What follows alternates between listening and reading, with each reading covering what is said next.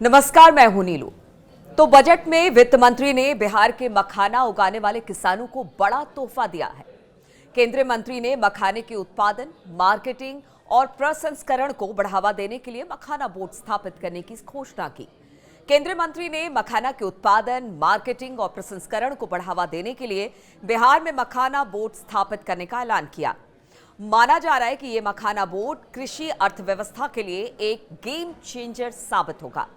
उत्पादन, प्रसंस्करण, मूल्य संवर्धन के लिहाज से किसानों के लिए ये बेहद मददगार साबित होगा और मिथिला और बिहार के आर्थिक विकास को बढ़ावा मिलेगा।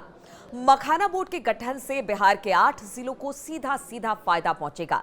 इनमें दरभंगा, मधुबनी, सुपौल, सहरसा, पूर्णिया, कटिहार, अररिया और किशनगंज शामिल हैं। ये मखाना बोर्ड काम कैसे करेगा, ये हम आपको बताते हैं। मखाना बोर्ड सभी मखाना उत्पादकों को एक मंच पर लाएगा। इससे कीमतों में स्थिरता आएगी और किसानों को उचित मूल्य मिलेगा।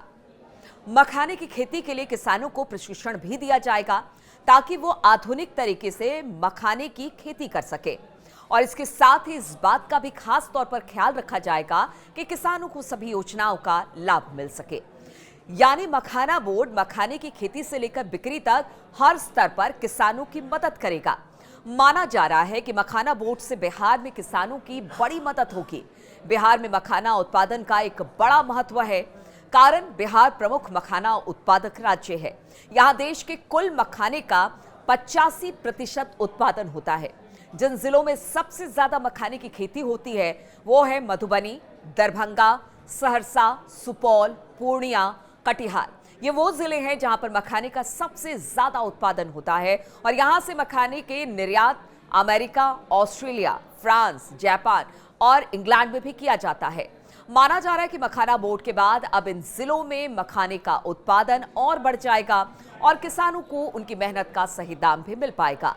बिहार से हर साल 2 लाख टन मखाना निर्यात किया जाता है। मखाना बोर्ड के गठन के बाद इसकी मात्रा और बढ़ सकती है।